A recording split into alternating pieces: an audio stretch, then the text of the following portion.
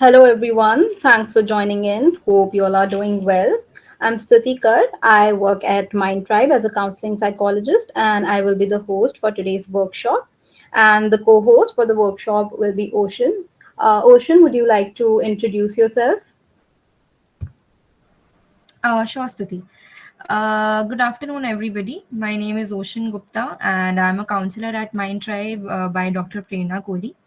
I've been working under her for over 2 months now. I have previous work experience as a counselor as well.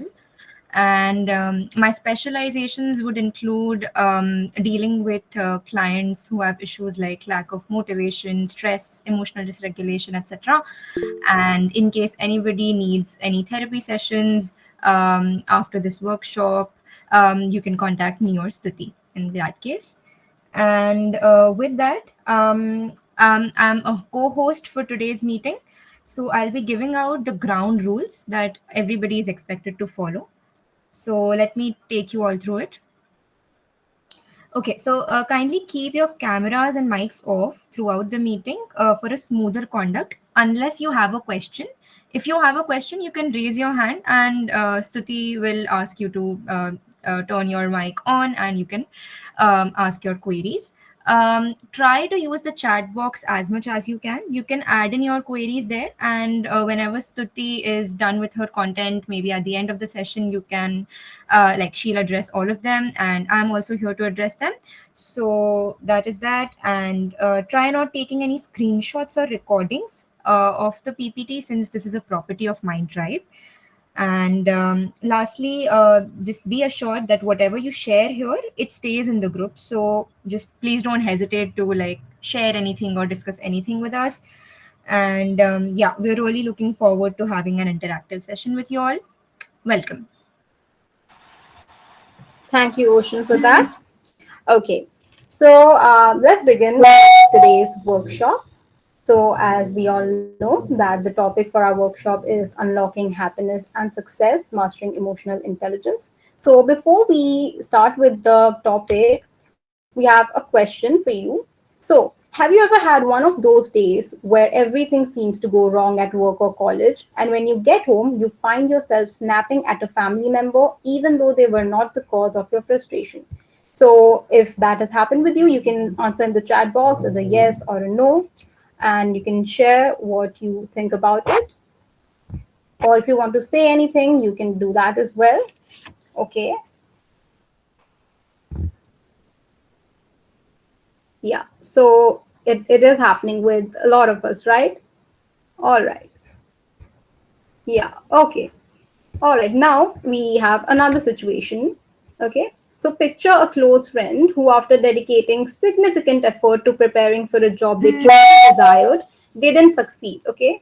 And they didn't succeed in the interview process, and now they are deeply saddened and disappointed. So, how would you offer them support, and what words of comfort would you choose? So, again, you can use the chat box to write your answers. You can raise your hands if you have anything to share. In case you encounter something like this, how would you comfort someone?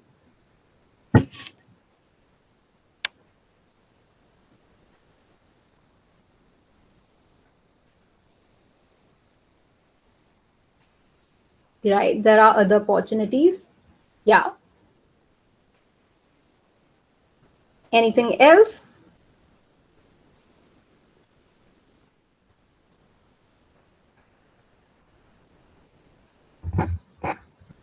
Okay. So whenever we face a situation like this, we right, try till you succeed. Definitely. That's something we can definitely say. Right. So what we do here is that we assess the situation and we choose our words accordingly, which we know that would encourage our friend in such a case, right? Okay. So now both of these examples that we saw, these are, certain examples how emotional intelligence plays a role in our day-to-day life, right? So let's just see what emotional intelligence is. So emotional intelligence is about understanding and managing our emotions as well as recognizing and influencing the emotions of others, right? So it means that we need to know, we need to understand what we are feeling, what our emotions are, and we should be also able to manage them and regulate them well. And at the same time, we should also be able to recognize how others around us are feeling and act accordingly. So, for example, in the previous example that we saw, right, when our friend didn't succeed in the interview process, we were able to assess the situation, we were able to assess their emotions, and we acted accordingly, right, to say the appropriate thing. Okay. And in the example before, where we were, let's say, stressed out at work and we snapped out at a family member even though they were not the cause of our frustration, what we see here is that sometimes if we lack awareness of our emotions, and when we lack emotional regulation, we might hamper our relationships with others, knowingly or unknowingly. So emotional intelligence is what helps us to pause and reflect instead of reacting impulsively, like when we find ourselves lashing out after a tough day. Okay, so before we move forward and understand what emotional intelligence is in detail, let's just see how is emotional intelligence different from IQ. All right. So we all know what IQ is. We know that, our cognitive intelligence, IQ is a measure of our cognitive intelligence. Similarly, EQ is the measure of our emotional intelligence. So IQ is something related to our logical reasoning skills, our problem solving skills, our memory, processing speed, right? Similarly, EQ is related to empathy, social skills, our self awareness, emotion regulation, conflict management, right? So, what does IQ contribute to? It usually contributes to our academic success, our professional success as well. EQ, on the other hand, it helps us build better interpersonal relationships, leadership, and good team collaboration. And all these together can obviously ultimately lead to a better chance of professional success as well, right? So very often we put a lot of emphasis on IQ and think that IQ is the sole factor that will determine how much of success we achieve in life. However, we very often undermine the importance of emotional intelligence in our day-to-day life as well. And if we see most of or a lot of the famous leaders or successful leaders that we know today, they might not be the brightest academically. However, they were the ones who had a very good or a very high emotional intelligence, which helped them to connect with others well. Right. So this was just an example to help you understand why is EQ or emotional intelligence so important. All right. Now there are certain signs of people who have high emotional intelligence. So what are these? Firstly, these people, they are intrinsically motivated. What is intrinsic motivation? So intrinsic motivation is the motivation that is driven by internal rewards, right? Such as personal growth, passion, fulfillment, rather than just external rewards like status or money or validation from others. So people who are intrinsically motivated, they do not do things only to get validation from others or to impress others. They do it because they do it for the inner fulfillment, something that is driving them from within. All right. Now let's just give an example for this. So let's say if you like to play football or you like to draw, if that's your hobby, you wouldn't require other people to come to you and tell you that go out and play some sports or go and draw or do something you like, because you are intrinsically motivated. It gives you a sense of inner fulfillment. You will do it on your own. So that is the thing with people with higher emotional intelligence, that whatever they do in life to succeed, they do it because they are internally driven. Okay, next is adaptability. So, adaptability is simply the ability to adjust or change your behavior in order to respond to a changing environment. So, people who have a higher emotional intelligence, they are able to adapt well in various situations, right? The next one is empathy. So, people with high emotional intelligence, these individuals are good at understanding other people's feelings and perspectives, which also helps them to connect on a deeper level and respond appropriately in social situations. Then social skills. So it is seen that people with higher emotional intelligence are very often good orators and they have good social skills. They are able to gel well with others in different settings. Then we have optimism. So people with high emotional intelligence also have a very positive outlook towards life. So even in adverse situations or negative circumstances, they are able to pause and reflect on what is it that this situation taught me, instead of feeling down or feeling let down, right? Okay. Now, if you see this thing with people with high emotional intelligence, you will very often find that they are they do not take any sort of feedback negatively. They take any sort of, they are able to take criticisms in a positive way without getting offended or without getting or feeling attacked and defensive. This is because they have a very positive outlook towards life. Resilience. Okay, resilience is the ability to adapt, recover, and thrive in face of adversity, challenges, and stress. So people who are resilient, they can bounce back from any sort of setback and still maintain a positive outlook. All right. Okay. After this, let's see what are the few components of emotional intelligence. So these are the four components of emotional intelligence, which we'll go one by one in detail. The first one is self-awareness. Then we have self-regulation, social awareness, and relationship management. So let's start with what is self-awareness. When we talk about self-awareness, there are two types of self-awareness, which is internal self-awareness and external self-awareness. All right. So internal self-awareness is knowing who I am as an individual. It is knowing what I want in life, what are my needs, my values, and knowing what your dislikes and likes are as an individual, knowing your values, and standing firmly by them. So this is what internal self-awareness is. Now, external self awareness is how open I am to hearing how other people experience me. That is being open to, yeah, then we will discuss how to develop self awareness. So, external self awareness is how open I am to hearing how others experience me. That is being open to take feedback from other people as to how they see us, right? I'm not defensive when given constructive feedback. So, if you want to develop a good external self awareness, you should not get defensive when you're given any sort of feedback. Instead, you should see what I can learn from it. If it serves me, I'll take it. If there's anything that doesn't serve me, I'll let it pass. Okay. That is, we shouldn't be taking any sort of constructive feedback personally. However, we should be open to take what can add value to our life. Okay. Now we will see layers of self-awareness. Now, there are certain layers that we have to self-awareness. We can, just like an onion, like an onion has various layers and we go deeper into it. Similarly, when we talk about self-awareness, there are certain layers to it, and this is something we can use to expand and develop a good self-awareness. So the first layer is a simple understanding of one's emotions, right? So, for example, I am really angry. So, just understanding at a superficial level how I'm feeling and just acknowledging that emotion, that I'm really angry right now. Now, layer two, it is an ability to ask why we feel certain emotions. So, asking yourself, why am I feeling like this all the time? Why am I feeling angry? What is it doing for me? Right? So, when we ask ourselves why and where is this emotion stemming from, that would be the second layer. Now we can dive deeper and go to the third layer when we attach our values with the emotion. That is, what is it that my values are that are making me feel like that? So you might come to the conclusion that, okay, I'm angry because I constantly feel as if I am disrespected or I'm not heard, right?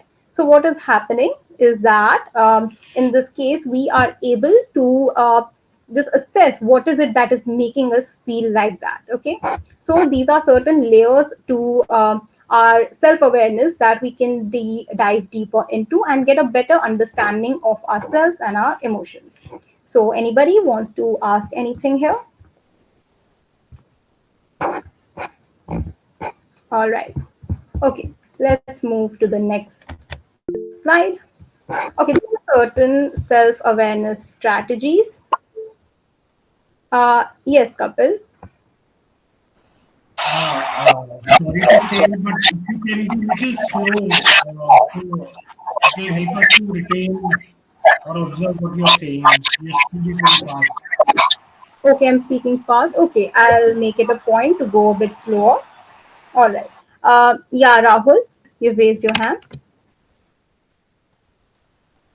Ma'am, previous slide can use previous. Okay, I'll go to the previous slide. This one, right? Uh, no, ma'am. We have one more previous. This one? This one, ma'am. Okay. Ma'am, external self-awareness means. So, external self awareness is how open I am to how others perceive me. So, for example, I might think that I'm a very polite person, right? But if other people are constantly coming up to me and say that, okay, you know what, you need to check on your tone, you are being a bit harsh, or you are not a very polite person while talking. So, what happens in that is that we are developing a sense of external self awareness. That is, we are open to hear how others see us, because a lot of time what we might think of ourselves might not be exactly true. So I might think that I'm a very polite and a gentle person, but if others are perceiving me as a very harsh person, this means that maybe I need to work on it, right? So external self awareness simply means that how well I'm able to take other people's criticisms or just feedbacks, if not even criticisms. And So ma'am, one more doubt. Internal self-awareness means.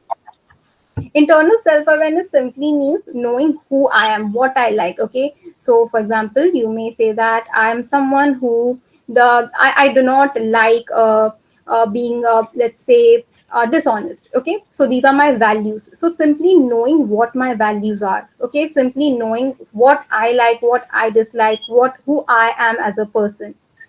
Okay. Is that clear? Okay, ma'am. Yes, ma'am. Clear, ma'am. Thank you, ma'am. All right. Okay, so we will just very briefly discuss some of the strategies to develop self awareness.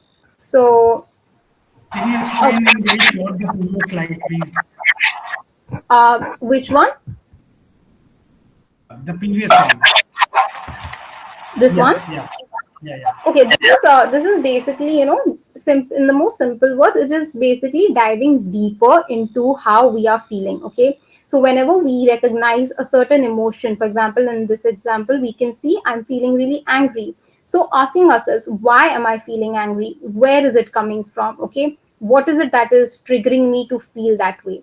And making a note of it. Okay, so this will help us understand every time we get angry that, okay, this is what triggers me, this is what makes me angry. Okay, and accordingly we can act the next time we are in a situation, we because now we have a good self awareness, we can manage it accordingly. All right. Thank you. Thank you. Oh, okay. All right. All right. So now let us see some of the strategies to develop self awareness. So the first one is identify your triggers, which simply means to be able to identify what is it that is making us feel this way, what is it that is triggering me, why does it trigger me. So whatever emotions you're feeling, you can just make a note of things that trigger you, and for that you can also reflect on your past. So in the past, when I have been in certain situations, I have felt so and so, and in that way what you can do is that you can make a note of things that triggered you in the past and act accordingly in the future. So reflect on your values, as we already discussed this. Whenever you are feeling or you are having certain emotions, you can just reflect on things that are making you feel that way. And what we can also do is that we can make a list of our things that we value. So, for example, as I said, if you feel that I do not like when people are disobedient or disloyal, so you can just write it down, make a list of it maybe in your journal, and the next time when you feel, or next time when you want to go through it, you can understand and get a better self awareness about who you are as an individual. Practicing mindfulness, just simply being mindful at the present moment, can also help you develop a sense of very heightened self awareness, and it can help you expand your self awareness when you're being in the moment. View yourself from another perspective. This again simply means to put yourself in the other person's shoes and see yourself from their eyes. Okay, what would I do if I were in the place of the other individual? Okay, then is identify inaccurate thinking and self-talk. This we will discuss in detail in the coming slides, but this simply means to identify whenever we are talking negatively about ourselves. Okay, when we are saying harsh things about ourselves, and we can identify that and correct it. So whenever we are saying things like, okay, I'm not good enough, I'm not worthy of this, We have to, we can identify it right at the moment, and we can change it with more adaptive and more positive thoughts. Okay, get out of your comfort zone.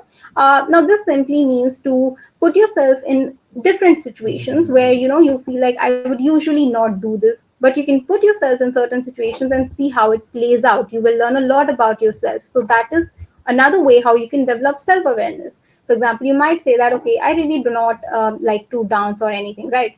But if you go ahead and join a dancing class, even though that's something out of your comfort zone, you might experience things that you might experience things that you did not know before. You might see that, okay, fine, I actually enjoy doing this.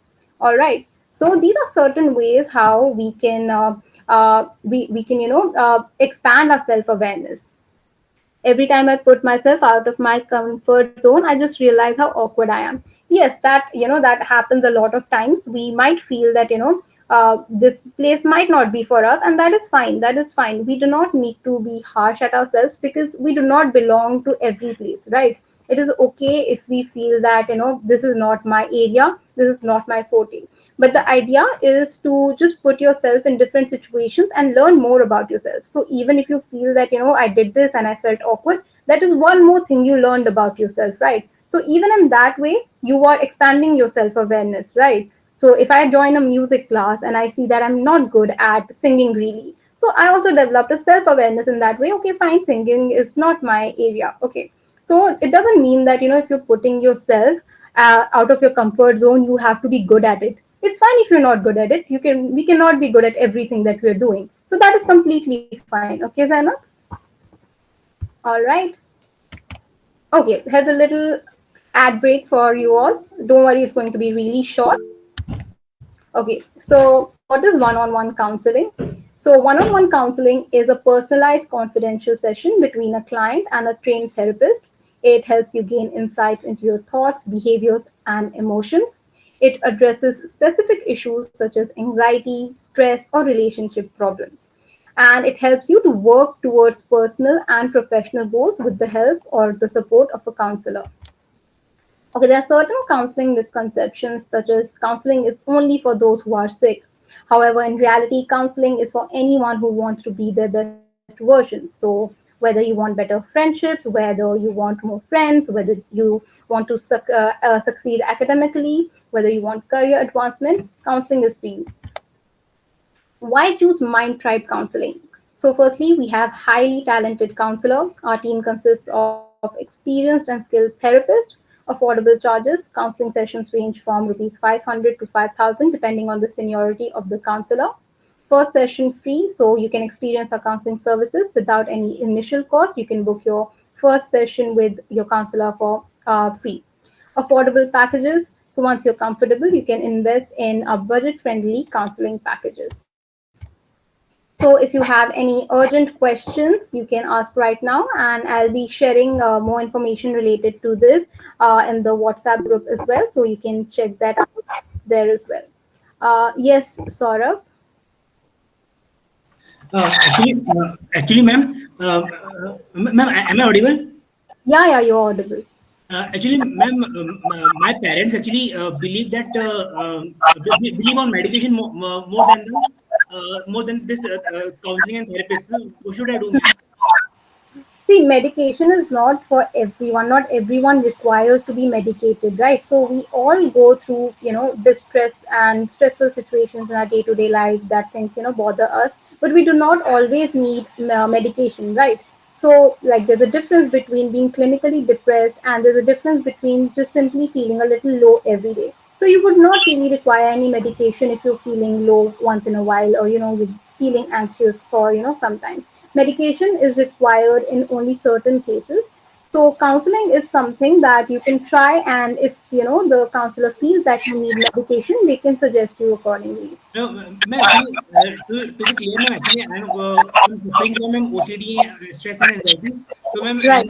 and actually, we have tried the medication for some time, and when जब लगा कि काम नहीं कर रहा तो ma'am we have changed also, change medicines, change doctors.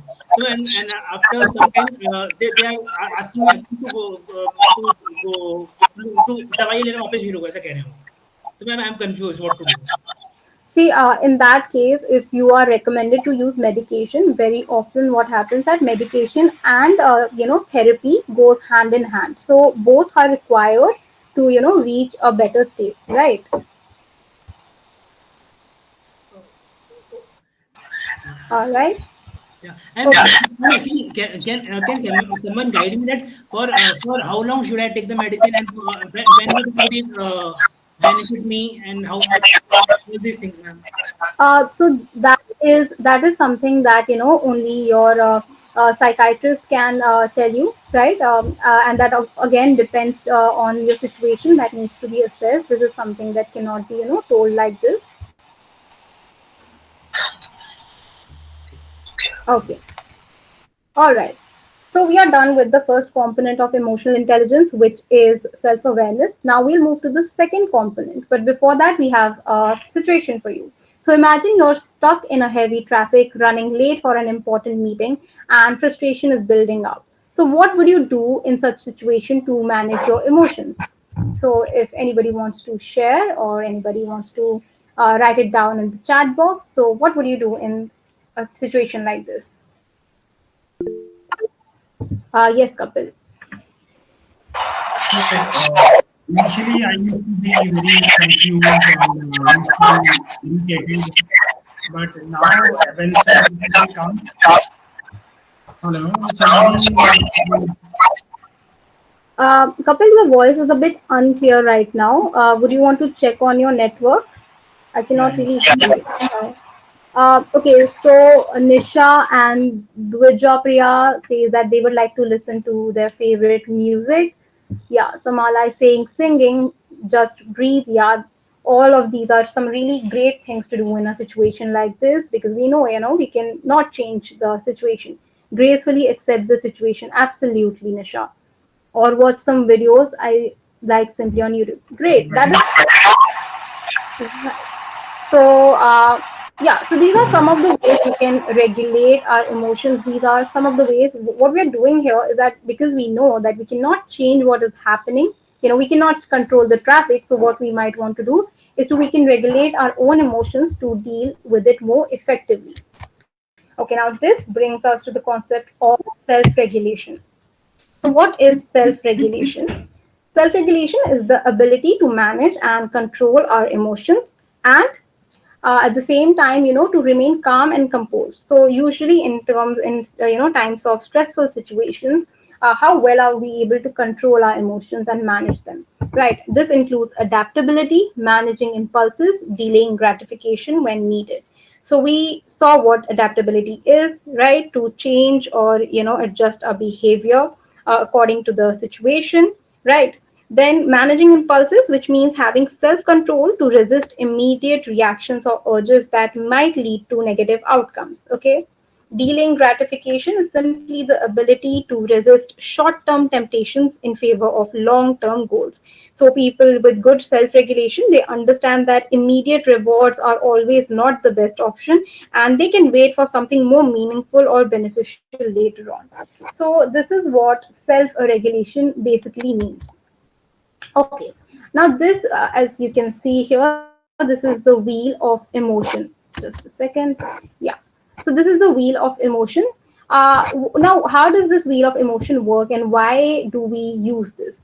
So, in order for us to regulate our emotions, it is very important to firstly know what we are feeling and know how we are feeling, right?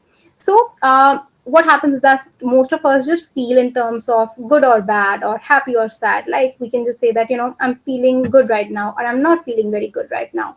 So, the wheel of emotion helps us to pinpoint exactly what is it that we are feeling. So, let's say you are feeling sad at the moment, right? So you can see the inner circle, the innermost circle where we can see the word sad written. And then we can go a little deeper into it. In the second circle, we can see the certain more emotions written like, lonely, vulnerable, despair, guilty, depressed, hurt. So let's say you are saying that let's say I'm feeling depressed. Okay.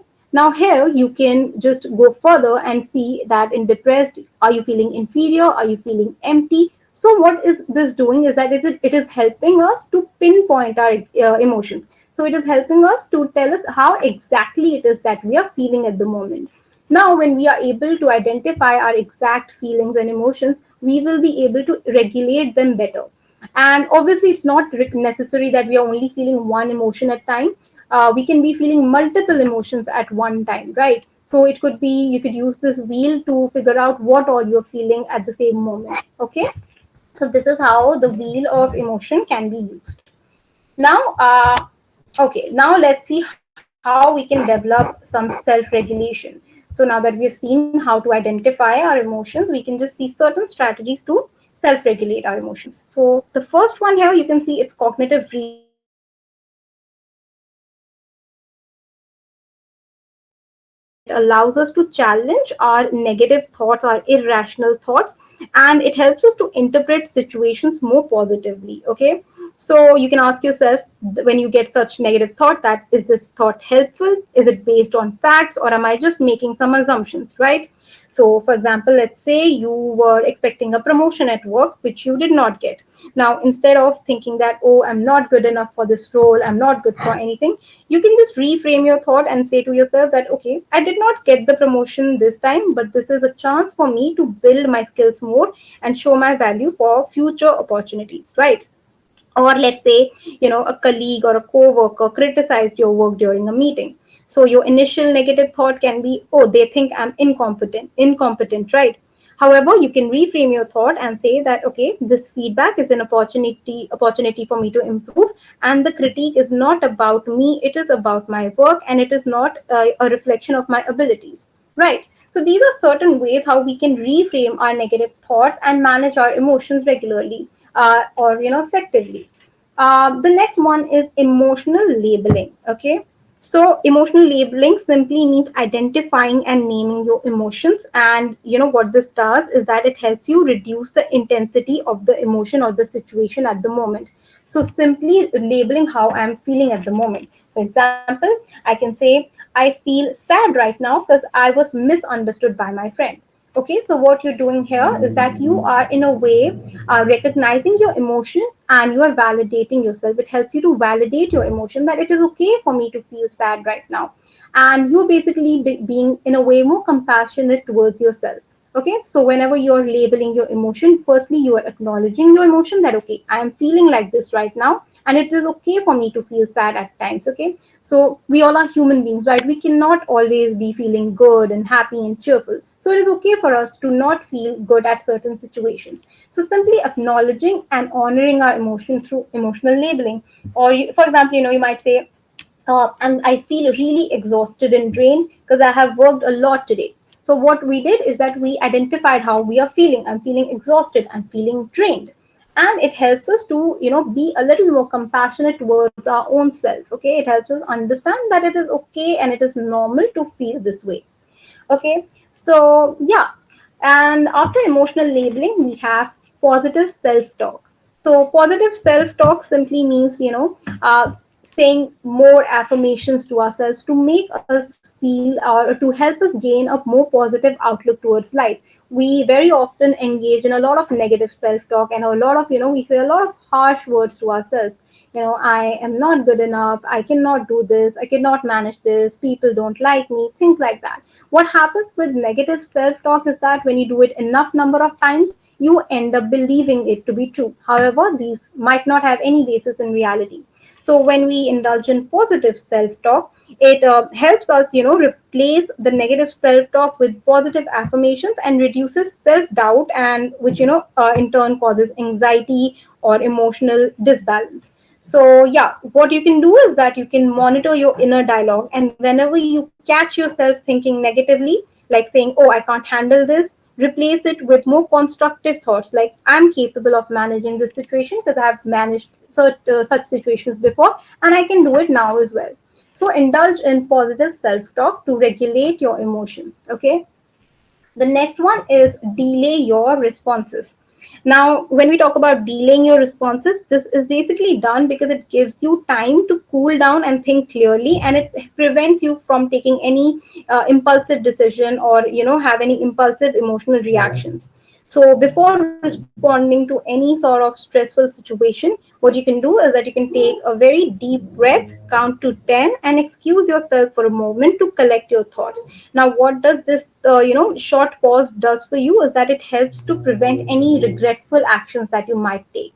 So whenever you feel that you're feeling overwhelmed with emotions, just delay your response. Give yourself some time to collect your thoughts and then act. All right. So this was about developing self-regulation. Now we're moving on to the third component of emotional intelligence, which is social awareness. Understanding others for better relationships. So a very important component of emotional intelligence. It is the ability to understand and empathize with others' emotions and pick up on social cues in different contexts, right? So being able to pick up various social cues that we see around her and acting according to that. All right. Now we have another situation. Imagine you are in a meeting where your team is discussing a new project. One of your colleagues, who usually contributes a lot, seems unusually quiet, while another colleague dominates the conversation and not giving others much space to speak.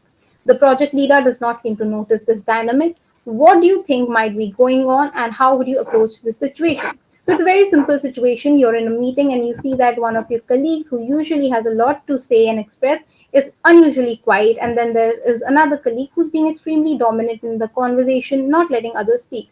So what do you think you guys can do in such situation? You can use the chat box to write your answer. You can just raise your hand, and if you have anything to express, you can speak it. Yeah, Sora. Directly we may ask that particular person to share his views. Yeah, you can ask the person to share the views. Yeah, we can do that. Yeah, Kapil. I think I'll ask the person who's quiet that you seem to be quite today. So can you give some input as you have been giving positive input all the time? Uh, Indirectly, I'll like to put that one person is speaking more and others should also speak okay. indirectly. Okay, you'll do that indirectly. Yeah, I mean, it is definitely a wise thing to do, because you cannot directly say someone to shut up and things like that. So yeah, that is definitely understanding emotional, I mean, social cues. Okay. So Okay, I think by mistake I pinned you and your window and uh, this so presentation voice is is submitting. breaking. I think Kapil, your voice is a bit unclear. I would recommend you to check your network connection, and maybe you can just rejoin the meeting, because I'm not able to hear you clearly. Okay. Asma says that pray that the meeting got delayed for some reason. Uh, Dvidsha Priya is saying that I would suggest the one dominating the presentation, to ask for others' opinions and views too. Absolutely. Okay.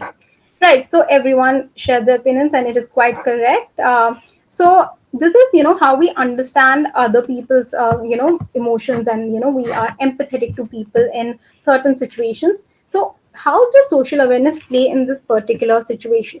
So what we can do here is that maybe we can, create a space for inclusion. So you can politely intervene and say something like, I would love to hear your thoughts on this. So for the client who we feel is, not able to speak, or who feels that, they are somehow quiet, we can include them very politely. We can say something like, oh, I would love to hear your thoughts on this. It seems like other people have shared some great ideas, and I would be interested in hearing your opinion as well.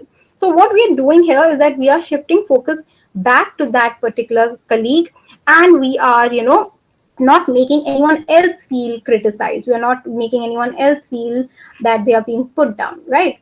And the next thing we can do is that we can check in on them after the meeting. What we can do here is that we can privately approach the quiet colleague, and we can ask if everything is okay, if they had something to add and they didn't get the chance to share. So what happens is that this shows that, we are being empathetic towards people around us, and we are providing a safe space for them. So this will also help you build a good rapport with people around you, when they feel that, okay, this person noticed my non-verbal cues and they approached me later on. And this will make or help them understand that, the other person cares about me, right? And eventually what we can also do is that we can address the project leader. If we see that this pattern is continuing in every meeting, we might consider mentioning it to the project leader, that in private conversation, that a balanced participation could lead to a better team collaboration. So we can suggest that as well. Okay. All right, now let's just see some key components of emotional intelligence. So these are, okay, these are some of the key components of social awareness. Empathy, as we just saw in that example before, that when we went and asked the colleague that if they are okay, if there's anything they would like to share, why are they feeling low, we expressed empathy in that case, right? Emotional recognition, it is simply the ability to identify and interpret emotions of others through their verbal and non-verbal cues, such as facial expressions, body language, tone of voice. So basically recognizing others' emotions using various, non-verbal cues. Understanding social dynamic. So understanding social dynamic involves being aware of the roles, relationships, and interactions within a group. So this means recognizing how power, influence, and communication flows between individuals in a team or a social setting. So we need to take or keep in mind that when we are in a social setting, we need to understand that the way I'm talking to my coworker, I cannot really say the same thing to my boss or someone who's senior to me. So keeping in mind the social dynamics every time is something that can help us build better social awareness. All right.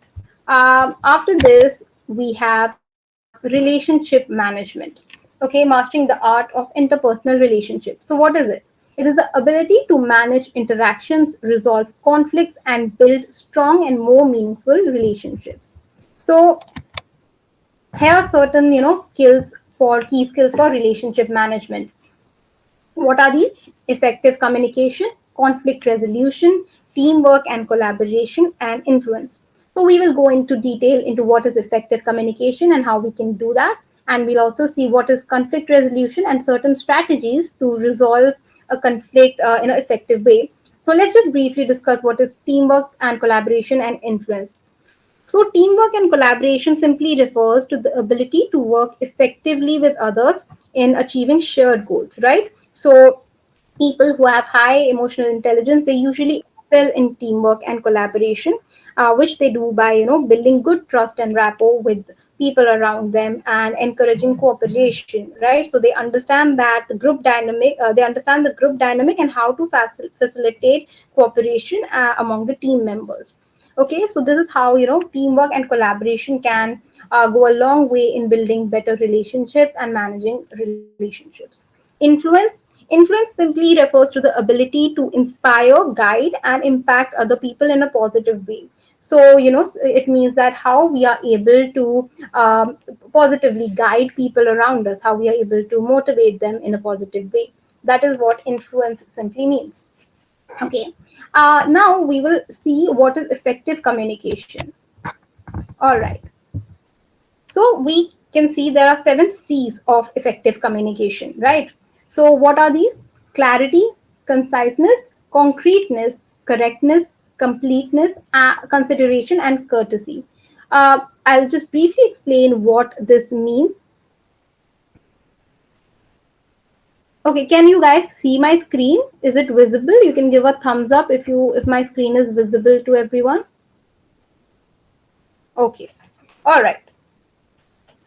All right, so let's discuss what is clarity. Clarity is making sure that the goal of your message is reaching clearly to the other person, that you're being clear, right? That is, you're keeping your message simple and easy to understand. Okay, that is clarity. Conciseness simply means be short and to the point and avoid any sort of repetition or unnecessary words, because when we get too much into words, we very often lose the meaning of what we are trying to address, right? So be short and to the point, avoid repeating words or unnecessary words, and only include the relevant material. Then is concreteness. So what we need to do is that we need to ensure that all the important details and facts are mentioned and nothing deters from the focus of your message. So whatever you're trying to convey make sure that the important details are there and we are not being vague about it. Correctness, this simply means that the communication should be accurate and there should not be any factual or other errors. So check on the correctness of what you're trying to convey. Then is completeness. What is completeness? It means that convey all the facts that are required and do not leave any scope for assumptions or vagueness. So make sure that your message is not being vague and you're including all the facts that are being required. Then we have consideration. Consideration means that you need to take the audience into consideration. That is, audience simply meaning the other person that you're talking to. So, the audience viewpoint, their background, their level of expertise. Keep in mind that what I'm saying, that the other person is also, should be able to understand that well. So keep in mind who you're talking to and what is their viewpoint, what is their background, right? Then last one is courtesy, which means that you need to approach others in a very friendly and courteous manner, and avoid the use of any sort of passive aggressive tones while communicating. So just be open and honest in the conversation. So this is what we would say are the 7 C's of effective communication. All right. After that, we will come to conflict resolution. So, what are the strategies to find resolution to conflict?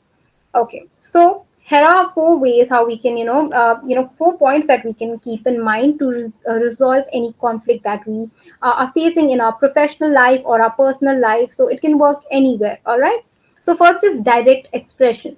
That is, be open and honest in your communication. It is very important to have, open and honest communication by clearly expressing your thoughts and feelings, and this will also help to foster mutual understanding and create a foundation for finding a common ground in the conflict, right? So be direct in your expression. Then we have focused arguments, which means addressing only one issue at a time. So this is very essential for productive conflict resolution, that you are not, derailing from the issue. So you are only focusing on one thing at a time. Because what happens during, conflicts is that we often, think about, from one argument we go to another, and then we, ruminate on the past, that okay, this time you did this, that time you did that. So it is important that you only focus on one issue at the time. Okay, that is what is meant by focused arguments. Then, not sweating the small stuff. What does this mean? So this means that not every disagreement warrants a full blown conflict, right? In the most simple words, we can understand by saying that there are certain things that we can let go of in any sort of professional or personal relationship. So by prioritizing issues and letting go of minor disagreements, individuals can preserve their relationships and focus on things that truly matter. So we don't need to always sweat on the small stuff. There's certain minor disagreements that can be that can be just avoided, right? And we can just let go of that, because not everything deserves to become or turn into a conflict, because we need to understand that as individuals we will have disagreements at certain points and certain places, and it is okay to differ from others. So don't sweat on the small stuff. Then fourth one is giving grace. So forgiveness and grace are the most essential components of conflict resolution. So by letting go of resentment and offering understanding, individuals can heal relationships and move forward. So this is what we mean by giving grace, that letting go of any sort of resentment that we have, and to know that the conflict or the disagreement is nothing personal. It is just, maybe sometimes it can be misunderstanding, right? Okay, is there another thing? But sometimes we let go of certain things, but later we regret. Yeah, that happens too. Again, this is something that depends on the situation that we are in, right? But what we mean by letting go of things is that things that we feel are not going to impact at the moment, things that might not create a huge difference in our life at the moment, right? So we cannot let go of everything. Obviously, there are certain things that need to be addressed at the moment, but then there are also certain things that we feel that okay, fine, it is it's just a difference of opinion, and yes, other people are allowed to think their own way and have their own opinions. So yeah, that is what we mean by saying that we can let go of resentment and not blow things out of proportion. All right. All right, so we are done with all four components of emotional intelligence. Now we will see how, what is the role of emotional intelligence in happiness and success. So what everything, uh, right. Okay. So, role of emotional intelligence in happiness and success. We discussed about all these components one by one. We had gone into the details of it. What is self-awareness? What is self-regulation? How to build relationships? Right. So, improved self-awareness leads to better decision making. When we are aware of who we are and what we want, we are able to take better decisions because we are not taking decisions simply by being influenced by other people around us. We are taking the decision because we ourselves are aware of what we want, and therefore it allows us to align our actions with our goals. So that is how self-awareness can help us succeed in life, because when we are aware of what we want, we are accordingly taking actions that will actually align with our goal. All right. Better self regulation. So, this leads to greater emotional stability. What that means is that people who can regulate their emotions well, they are good at distress tolerance. They can tolerate certain negative situations and emotions well. Now, people with higher emotional intelligence doesn't mean that they don't have any, they don't feel negative at times, or it doesn't mean that they never feel sad or frustrated or angry. They do, but they are able to regulate it well, and that is what contributes to their long term happiness, because whenever they catch themselves feeling negatively, they accept that emotion, they introspect, why am I feeling this way, and then they regulate it effectively. Okay. Stronger relationship management. So, positive and supportive relationships contribute directly to well being and happiness. So, when we have good relationships with others, we have a stronger support system, right? When we have a stronger support system, whenever we are going through our low times, we have people to back us up, right? So, that is why in the long term, that can also lead to a more happier life. Resilience. Resilience simply means how well one is able to bounce back from a negative situation or setback. So it helps us in bouncing back from failures, staying motivated, and achieving long term goals. So, yeah, that is all that we had for our presentation and our short workshop today on emotional intelligence. Now, if there's any query anyone has, anything anybody would like to share, you can do that.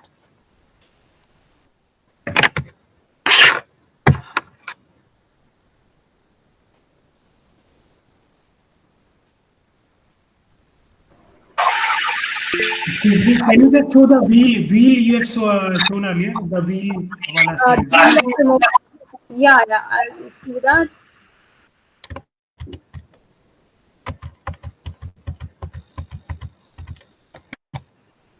Yeah, this one.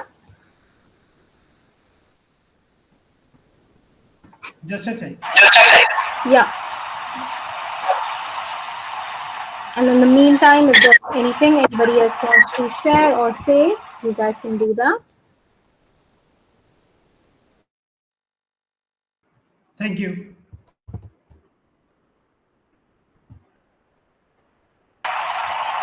All right, so thank you, Gurja Priya, for the feedback. We appreciate it. All right. So thank you everyone for joining in. I hope that you guys were able to take away something that will benefit you in future. So yeah, thank you everyone for joining. And yeah, I'll be sharing with you certain details after in the WhatsApp group that we have joined. So all right. Thank you everyone. Hope you have a nice day ahead.